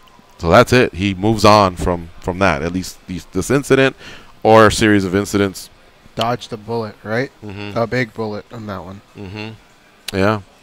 Now, what does that mean in terms of Oh, great. Now he's ready to fight. Well, no, I mean, his suspension with USADA has been done. I don't think he's had anything legal with an attorney or anything like that, like Nate claimed he had, which I believe was true. Really, nothing stopped him, honestly, from taking a fight booking other than him and the UFC can't agree on terms. This deal's now over. So what I'm getting at is just because this is over, does that mean we'll see him soon? No, not really. But hopefully. All right, we'll move on from that, and let's talk to our next guest, Ovince Saint Preux. He played college ball, so he's probably excited, about his Tennessee Vols upcoming season. I looked on his social media. He got his care package from them. We'll ask him what's in there. And while this college season plays out, he'll be doing his camp because he's preparing for Dominic Reyes at UFC 229 here in Las Vegas. He joins us now on the hotline. What's up, OSP? How you doing? Man, I'm doing great, man. I'm doing great. That's great to hear. Hey, what was in that care package you got from the University of Tennessee? Sweatshirt or something? Or? Some sweatshirts, some shorts, some gloves. I always use football gloves to work out. It's been something I've been doing back in my college days. And also some, what else I got in there? And, a hoodie, and just a couple other stuff. They kind of give guys, they kind of shoot around the guys and whatnot. So, now, kind of happy about that. Is it athletes that have a certain relationship, or everybody that's ever balled for Tennessee gets one of these? Not everybody per se, just the guys who actually, the guys that they mainly send it to, guys that are in the NFL. And but I'm a football guy that played at Tennessee that actually transitioned into something else, mixed martial arts, which they're like, you need one of these too because you're professional. Gotcha. Nice. And on different levels, whether it's I don't know if you have any coaches left from when you were there, or maybe the administration, how close is the relationship between the University of Tennessee and professional fighter Ovince Saint Preux? Whether it maybe be a tweet from the school or the athletic program or any coaches you still keep in touch with, what kind of relationships are there? Still established a pretty good relationship. Actually, I want to say 3 of my former teammates right now are actually working at the University of Tennessee, Kevin Sam, C.J. Hayden, Monterey Hardesty. So all of them, they're working at the program right now, along with Coach Pruitt. But when I was there, Coach Frum was the head coach, and he's actually the AD right now. Mm-hmm. How crazy would it be if you won a world title, University of Tennessee? You think there'd be a strong push when you get to that #1 contender fight and then a world title fight? Would it be pretty crazy? It will. It's crazy because a lot of the former guys, usually when they have the alumni weekend, usually that's when we play Alabama. But a lot of the guys always push me, man. They will tell me how excited, every time I get to fight and everybody get together and everybody get excited about it. So a lot of guys are pushing for me. Even some of the older guys that played before I did, they'll look at me and be like, "Man, you don't want to be fighting, huh?" and I usually tell them, "Yeah." And when I tell them that, it just get all excited and whatnot. And a lot of times when we talk football, but a lot of times I tell people too, it's something different. I don't necessarily have to talk football all the time with my teammates and stuff. They're kind of wondering, like, okay, man, how the hell did you get into this? Are you, you were a little off in college, but I didn't expect you to be this off. But it's something that I love doing, so I can't complain. Would Peyton Manning happen to be one of those guys? Have you ever gotten anything out of him? Or if not, give me maybe a recognizable name that we might know. The thing about Peyton is always low key. Like Peyton comes in and he works out at UT. When he works out at UT, everybody be like, okay, that's Peyton, and kind of just leave him alone because it's Peyton, and Peyton kind of just I wouldn't say it's hard for him to keep quiet there because everybody knows he's there. Yeah. But nobody's gonna be like, hey, how you doing? Let me take a picture. It's always one of them things. Is like you just gotta let him do what he does. So I've been seeing him. He's been coming back to UT since my freshman year. So usually when I see him, like, oh, it's Peyton. But now it's just like, and you sit down and really think about it and be like, damn.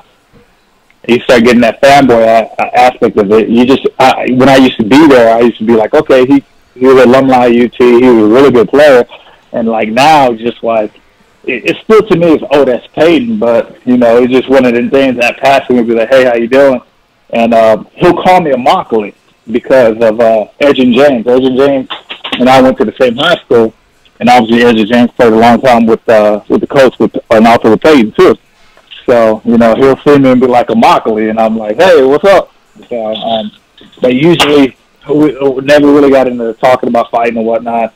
Jason Whitten, one time we got to talk about fighting, and he was like, I still don't know how you got into it. And I was like, shoot, I'm still trying to figure that out myself. Yeah, Jason Whitten just retired, and now he's I think he's got straight into an announcing gig with Fox. He's going to be a Hall of Famer, by the way, man. That was a baller right there. Great tight end. I'd freak out if I ran into Manny. I'd be one of those people going, Peyton! Yeah. Yeah. The thing is, you know, Peyton, like I said, I've been seeing him since my freshman year when I got there, and he used to freaking rip us apart during our 7-on-7.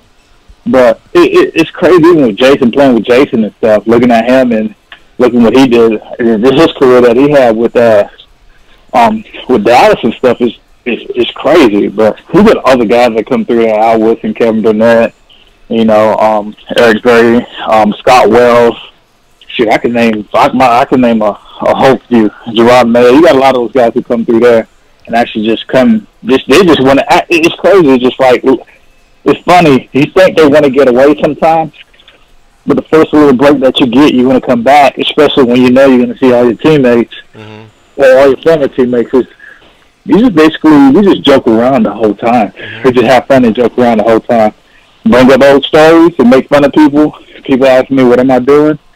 And they usually know what I'm doing. It's just like, man, I don't think I can do that. And I was like, well, that's why I'm doing it. But Whitten does see your fights. He's told you he's seen your fights? Yeah, he did. Oh, that's cool. He said he's seen my fights before. So. And if I'm not mistaken, Eric Berry's a Pro Bowl safety, right, for the Chiefs? Is he still with them? I believe so, yeah. Yeah, he's really hard hitter. Heath Schuler is heavily involved still, too, with Tennessee. He goes there a lot. Oh, really? Yeah. Oh, okay. I want to say he still have a house around the area. Yeah, he's got like one of the biggest, I think, real estate companies out there or something. Yeah.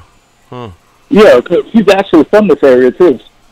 Ovince Saint Preux, our guest here on MMA Junkie Radio. He will be fighting Dominic Reyes at UFC 229 here in Las Vegas on arguably the biggest card of the year, with Khabib Nurmagomedov defending his lightweight title against Conor McGregor. We'll get into that in just a second, OSP, but tell me, how do the Vols look for this upcoming season? What kind of a prediction you got for them? Man, it's always different when you have a first-year head coach. You know, this year, I'm just hoping bowl game. If we make it to a bowl game, it'll be good enough. I mean, if they don't, I'm not too much worried about it. But, you know, what Coach Pruitt is doing over there is something big. And usually things like that, they don't happen overnight. But, you know, the SEC Nation, especially the Vol Nation, they want everything to happen overnight. So hopefully within the next, I say at least 3 years, you know, we'll be in that, you know, top contender. I guess the top three within the SEC. So that's what I'm shooting for right now. I'm not, you know, I don't want to get my hopes up this year, right? Because that transition is hard for a new coach. That these new players, you got to develop the trust with the new players, and usually you kind of figure out what's going on after the season. I'll tell you one thing Coach Pruitt did though that I liked. The minute he got there, he made everybody understood that, look, we ain't sugarcoating nothing. I'm gonna tell you how I feel and just keep it like that. Then he told I think around the spring game he told you know, some of these players need to get with the program and stuff, and he's like, and he even said it, he didn't shortcut anything. He like, some of these fans need to get with the program too. So he's gonna tell you how it is, and that's what I like about Coach Pruitt. What does he mean by some of the fans? 'Cause I think you have arguably one of the biggest stadiums in all of college football, and it always looks full and orange to me. I mean, that's true, but you know how fans can be sometimes. You know, one minute they're with you, next minute they want to take off your head. Oh, I see what you're saying. Like, look, people don't understand. It's just like, you know, things like this, you can't just rush stuff. You know, there's a process, there's certain steps you got to go through to make things happen. Right. And sometimes people don't understand that, or they do understand it, they just want it to happen a little faster. Okay, no, I got you there. All right, what do you have for OSP, Ovince Saint Preux? You know, early on we were talking about gift boxes, and you were talking about the one you got at Tennessee, and it reminded me of something. Anytime we talk about the Reebok era, you're one of the examples that I use. I feel like a guy like you, there's over 600 people on this UFC roster. It's hard to tell a casual fan, you remember this guy, remember that guy? But with you, it was so easy to go, you know, the guy who's always he's repping Tennessee, wears orange. It was so easy to do that. And have you ever had a conversation with Reebok? How about you just bring the color orange? Let me get that back. You know, maybe the checkers, something like that. It just seemed like such a big part of you that got lost in that shuffle. It did, just because, like, you know, I tell people too, when I'm in this fight game, I usually, anything that defines me as a person, I make sure every time I come out, I represent that. You know, me carrying out the Haitian flag. You know, I was born in the States. I was born here in America. I'm American, but at the same time, it represents me as a person, because it represents my parents. My parents were, you know, immigrants that came from another country to make a better life for themselves and their children and stuff. And like, I tell people are like, why you carrying the Haitian flag out? And I was like, because I'm representing my parents. I don't only represent myself, but I got to represent them, because, you know, without them, I wouldn't be where I'm at today. And I did pretty much my dad, what he instilled on me, as in, like, working wise, like, nothing comes easy. If you want anything, you gotta go get it. And even, you know, the transition between, you know, football and mixed martial arts. If I didn't play football at University of Tennessee, I would not have been fighting in the UFC right now. I probably would have took a different career path if I would have ended up at a different college. Gotcha. No, go ahead, go. And then, just in regards to your opponent here, Dominic Reyes, I know you've been through a lot. You've seen a lot of different types of fighters, some beasts along the way. He doesn't have that many fights, but he's been very impressive up to this point. How would you rate what he's done so far in the sport, and where's your respect level for him? I mean, regardless, he's fighting in the UFC, so my respect level is going to be at the utmost. But at the end of the day, you know, I think I tell people, like, you kind of win some, you lose some. This fight will be my 18th fight in the UFC.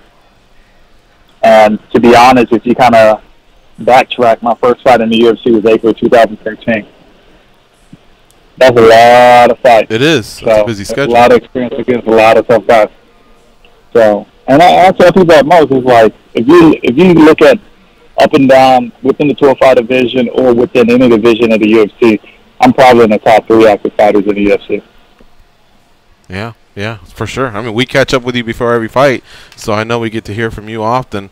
But yeah, that is quite a busy schedule since 2013.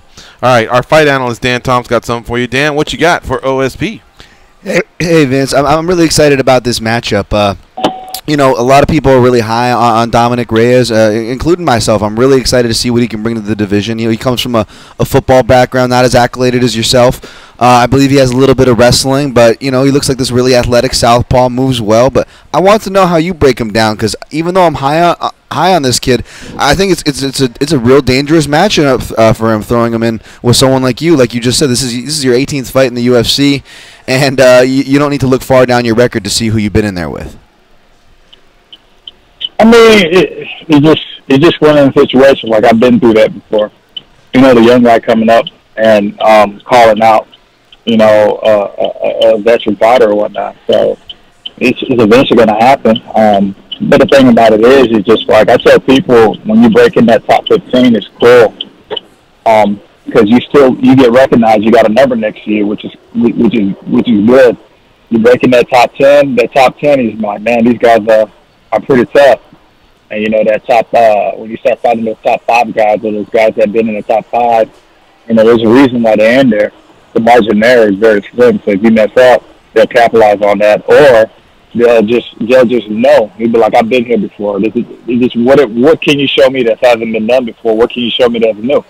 I'm like, you're a young fighter, but are you experienced? So what's your challenge been like? Okay, who have you been fighting or whatnot? Because, you know, if you look at up and down the road, the fighters that I fought and fighters that we fought are completely different. Absolutely. So, and people also say, like, you know, he just put them away in a heartbeat. And I was like, okay, imagine if I would have fought them, what would have happened? My heartbeat would have been high. No, that's a great point, Ovince. And one other thing I wanted to ask you was I was actually going to ask you about your relationship with your coach, who I love. When I'm going back and watching footage, I love watching your guys' interaction.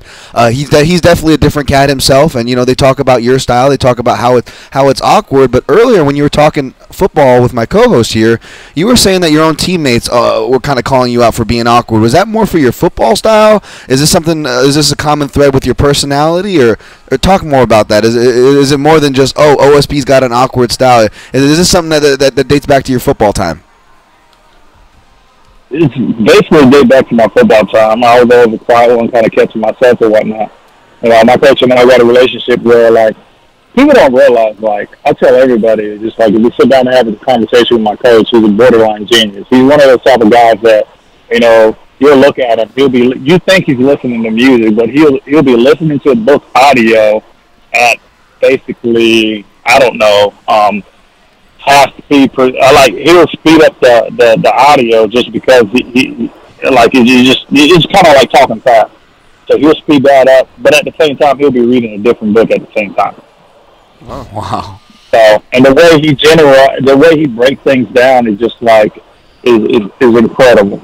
It is incredible. Whether you're a boxer, whether you're a wrestler, whether you're a jiu-jitsu guy, whatever language he needs to talk to you to break something down, he'll break down a boxing technique using jiu-jitsu lingo. He'll break down a wrestling technique, using boxing lingo, which is, it's crazy. And a lot of times it's just and people always ask me, man, you need to move to a bigger camp while you're doing this, while you're doing that. I was if you sit down and listen to my coach, you'll see why. But also, too, he knows me. He knows my style. And a lot of times when you go to other gyms and train, you get an elite-level kickboxer and you get an elite-level college wrestler who's throwing the same exact combination. That don't make sense to me at all. That's like telling a tailback. That's like telling a quarterback, no offense, Tom Brady, go out there and run a go route. Somebody's going to laugh at him. That's true. Ovince Saint Preux is our guest here on MMA Junkie Radio. He'll be fighting Dominic Reyes at UFC 229 on October 6th. This will be his 35th fight. He's got 23 wins. 18 of those have been finishes. And a couple other notes here on Ovince. Started off 0-2 and then 3-4. And then look at the way he has just rattled off tons of wins in the UFC against elite level fighters like Mauricio Shogun Rua, for example. I remember that was about the time where a lot of people started believing in you, Ovince. And right now you've won 4 of your last 5. Definitely in contender talk. One last thing here, Ovince, before we let you go. Going back to the Peyton days, you did overlap and play 1 year. Did you ever pick him off? No, were you talking about with Peyton? Yeah. No. He was gone before I got there. He was gone before I got there. But he always, over the summer, when we'll be playing football, he'll come there for, a couple of weeks to work out. And he'll go out there and do 7-on-7 with us. And he'll literally pick, the defense, he'll literally pick the defense apart. He'll set an offense hey, he'll literally look at the receivers and be like, hey, before you start breaking, turn around and look for the ball. And, the first time I seen that ball release him to 10, I was like, you got to be freaking kidding me. It was incredible to kind of watch that kind of stage and be like, and we just looked at each other. It was like, there's no way we're going to get a pick off of him. And he was beating us before we broke. Before the receivers were breaking, he was literally gunning the ball, and you can hear the ball release from his hand. Wow. All right. I was wondering if at any point maybe somebody just tipped it and you got it and you could brag, hey, I picked Peyton one time back in the day. Nah, definitely didn't happen. You got time for one more corny line?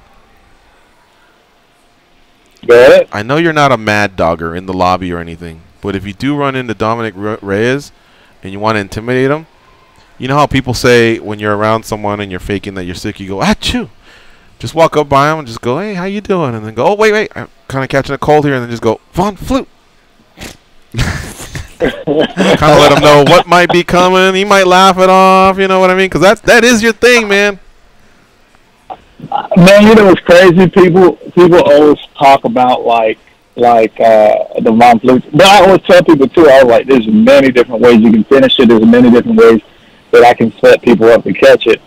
But I was watching, there was a breakdown, and they was like, what's the easiest way for somebody not to get caught in a Von Flute, or what's the easiest way for Ovince Saint Preux to catch somebody in a Von Flute? Just walk by somebody's locker room and be like, oh, I'm scared of guillotines. Please don't try to grab my head. I'm terrified of guillotines. And somebody grabs your head and puts you in a, try to catch you in the guillotine, and next thing you know, they end up getting Von Flute. So every time I end up doing some type of seminar about a Von Flute, I usually tell people, like, yes, just start screaming, don't grab my head, please don't grab my head. And once they grab your head, you can go ahead and lock up the Von Flute. I've tried getting Jason Von Flue on the show just to ask him what he thought of, the Von Preux and Ovince's success with it. But he told me something like, hey, I'm just kind of doing my thing. I don't really watch MMA anymore, but I'm happy for him. Because I told him there's a guy out there that's just, using your choke, and he's having great success, and he's really cool and all that. But I'll try again. It's been a couple years since then. Maybe about a year since last time I tried. I mean, like I said, when we watched the first time I actually done that, I remember watching the video on him, and it was like, okay, this is what the choke is named after. And I was like, literally, I feed people into grabbing my head, and it's so easy to make people grab your head. Because if you hitting somebody, especially if you're on side mount and you hit somebody a half guard, they're gonna naturally want to grab your head if you give them a good shot to the body. So if they don't give you that, you're gonna be right into the Kimura anyway. All right. Well, we'll be looking forward to this fight. It's going to be on the biggest card of the year here in Las Vegas, so we'll get to see it all up close. But in the meantime, I hope you have a safe camp. I hope you enjoy football season, and I guess we'll see you in a few weeks here in Sin City. Thanks for the time, Ovince, as always. Definitely. Thank you. All right, take care, buddy. Big shout out to Oren Hodak for lining that up. Go ahead and give him a shout out. Hello, Oren. Yep, and we'll be right back after this break. It's MMA Junkie Radio on Fight Nation, Channel 83.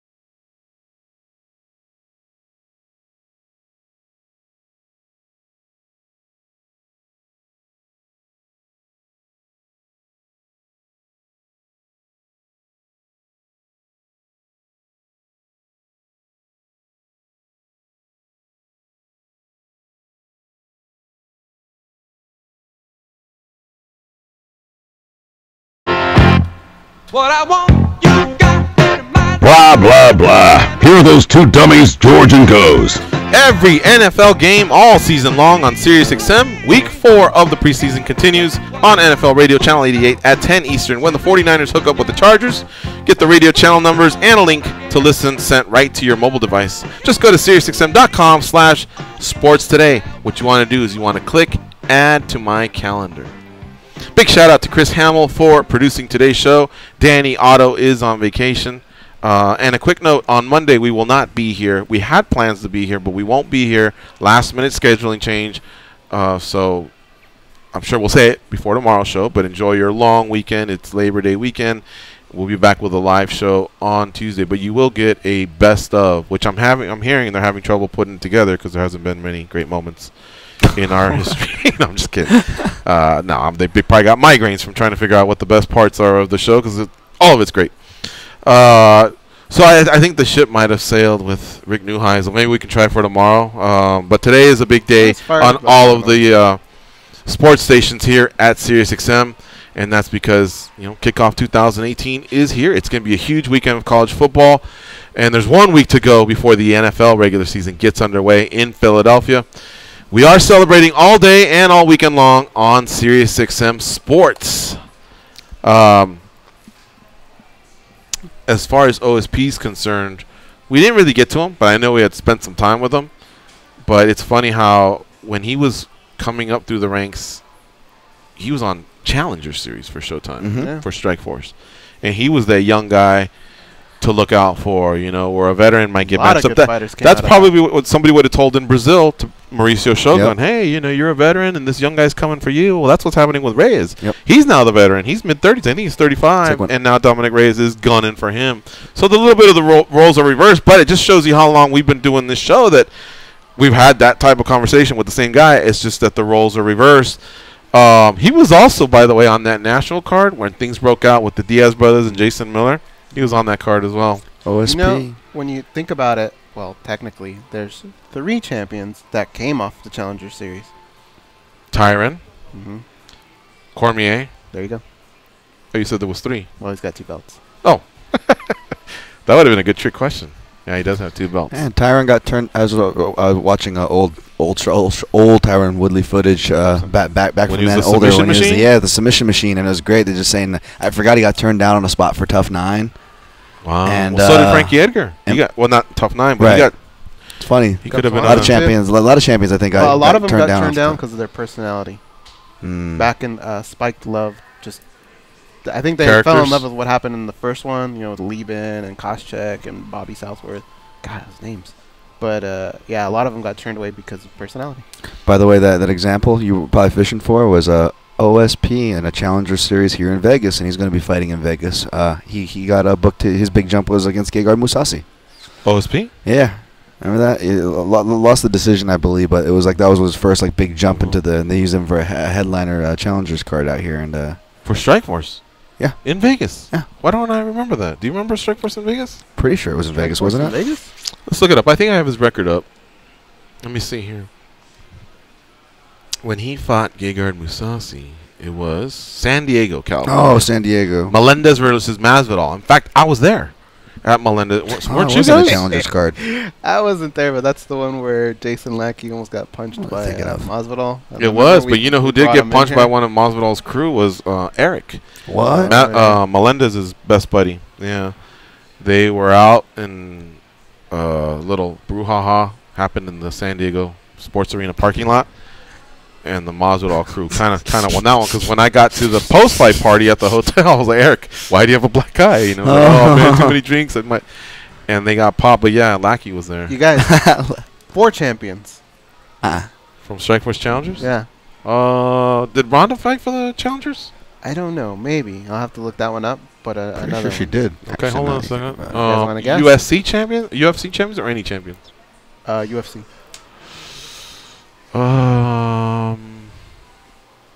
Is one of them a current champ? Yeah. Oh wow. Okay, that'll be easy. Well, Rockhold was a champion. Yeah. Okay, he's not a current champ though. No. That's what you meant. He's a current MMA fighter. This is a current champion. Oh, current champion. Okay. Yeah. Oh boy. So then, Whitaker didn't fight for that, so that brings us to